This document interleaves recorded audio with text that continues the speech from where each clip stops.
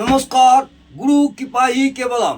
আজ আমি আপনাদের একাদশ ভাব অর্থাৎ আয় ভাব, এই 11th হাউসে শুক্র গ্রহ বসে থাকলে জাতক জাতিকাদের কী প্রভাব পড়ে সেই সম্পর্কে বিস্তারিত আলোচনা করছি। 11th হাউস হচ্ছে আমাদের আয়ের ঘর।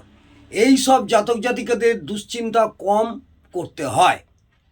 শুক্র গ্রহ যদি লগ্ন সাপেক্ষে 11 ভাবে অর্থাৎ 11th হাউসে বসে থাকে তাহলে এইসব জাতক জাতিকাদের দুশ্চিন্তা কম করতে হয় বা এদের আয়ের ব্যাপারে দৌড়ঝাঁপ বেশি করতে হয় না। এদের আয়ের ব্যাপারে দৌড়ঝাঁপ বেশি করতে হয় না, কারণ একাদশ ভাব থেকে আমরা আয়ের বিচার করে থাকি। এবং শুক্র হলো নৈসর্গিক শুভ গ্রহ। শুক্র হলো আমাদের নৈসর্গিক শুভ গ্রহ। চাকরি, ব্যবসা, সেলফ প্রফেশনাল, এই তিনটি বৃত্তিতেই রোজগার করে। এইসব জাতক জাতিকারা ভালো রোজগার করতে পারে যদি এই শুক্রের সাথে বুধের সম্পর্ক স্থাপন হয়। এই শুক্রের সাথে যদি বুধের সম্পর্ক স্থাপন হয় তাহলে টিভিতে অভিনয় করা, টিভির নানা অনুষ্ঠানে অ্যাঙ্কারিং করা, স্কুল, গানের স্কুল, নাচের স্কুল, আঁকার স্কুল, এই সমস্ত কর্ম থেকে ভালো আয় করতেও পারে। এইসব জাতক জাতিকারা এইসব কর্ম করলেও আয় অনেক উপার্জন করতে পারবে।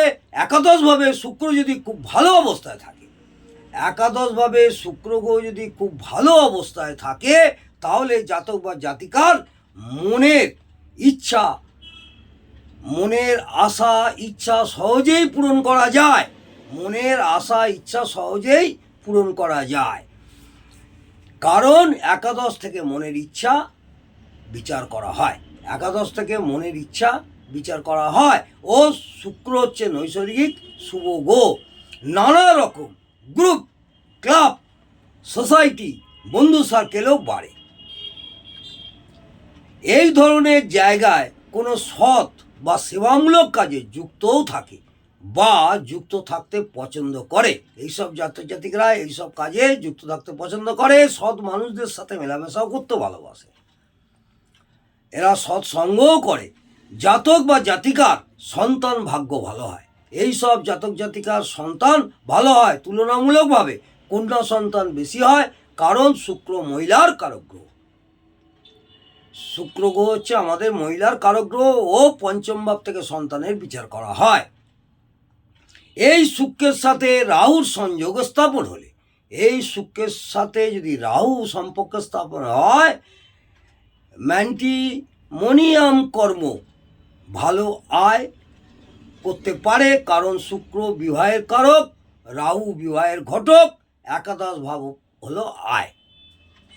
যে কোনো বিদ্যায় এরা সফলতা পায়, যে কোনো বিদ্যায় এরা সফলতা পায়, কারণ একাদশ ভাব থেকে আমরা সাফল্য বিচার করে থাকি। একাদশ ভাব থেকে আমরা সাধারণত সাফল্য বিচার করে থাকি এবং সাফল্য হয়ও এবং শুক্র নৈসর্গিক শুভ গ্রহ।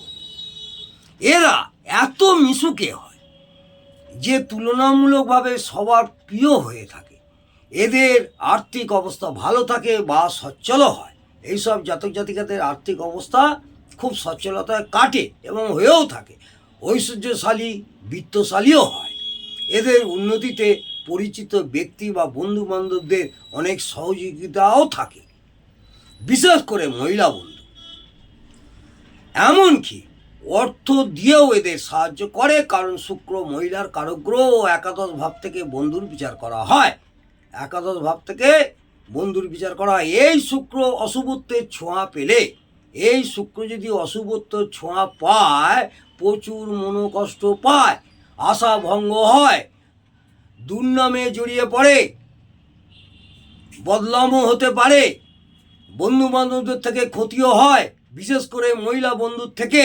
সাংসারিক জীবনে সুখহানি হয়, দাম্পত্য জীবনে দূরত্ব বাড়ে, এমনকি বিবাহ বিচ্ছেদ হতে পারে। এমনকি বিবাহ বিচ্ছেদের সম্ভাবনাও থাকে এই শুক্র অশুভত্বের যদি ছোঁয়া পায়। যদি এই শুক্রের সাথে ষষ্ঠ ভাব, অষ্টম ভাব ও দ্বাদশ ভাবের সাথে সংযোগ হয় বা ষোড়শ বর্গে শুক্র বর্গবল যদি কম পায় তাহলে প্রিয় মানুষদের সাথে দূরত্ব থাকতে পারে বা থাকতে হয়। দূরত্ব থাকতে বাড়তে পারে। আবার বলি, যদি এই শুক্রের সাথে ষষ্ঠ ভাব, লগ্ন সাপেক্ষে ষষ্ঠ ভাব, লগ্ন সাপেক্ষে অষ্টম ভাব ও দ্বাদশ ভাবের সাথে সংযোগ হয়, দ্বাদশ ভাবের সাথে সংযোগ হয় ও ষোড়শ বর্গে শুক্র বর্গবল যদি কম পায়, তাহলেও প্রিয় মানুষের সাথে দূরত্ব বাড়তে থাকে বা দূরত্ব হয়েও যায়। এই শুক্র যদি পাপদৃষ্ট, পাপপীড়িত, পাপ মধ্যগত, শত্রু গৃহগত, দুস্থানগত ও দুস্থানপতি হয়, বাদক স্থানে থাকে বা বাদকপতিও হয়, নিচস্থ বা নাশস্থ হয়, অশুভ অ্যাসপেক্টে থাকে, তাহলে কি হবে? অশুভ অ্যাসপেক্টে থাকে, তাহলে ষোড়শ বর্গের বল কম পায়, তখন সমস্ত শুভত্বের পার্সেন্টেজ কমে যাবে বা কমবেই। আবার কিছু কিছু ক্ষেত্রে খুব অশুভ হলে উল্টো ফলও দিতে পারে। অর্থাৎ উপরিউক্ত ফলগুলো যতটা কার্যকর হবে সেটা শুভত্বের, শুক্রের শুভত্ব ও অশুভত্বের উপরে নির্ভর করবে।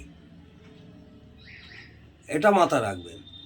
উপরিউক্ত যে ফলগুলো আপনারা বললাম সেইগুলো কার্যকর হলে সেটা শুক্রের শুভত্ব ও অশুভত্বের উপরও নির্ভর করবে।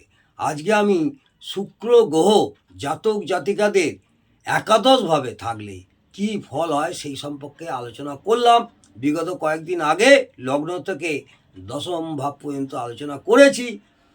নমস্কার, জয় মা তারা। ভালো থাকুন, সুস্থ থাকুন, আনন্দে থাকুন। অবশ্যই ভালো লাগলে একটি লাইক করে আমাকে উৎসাহিত করবেন। জয় তারা।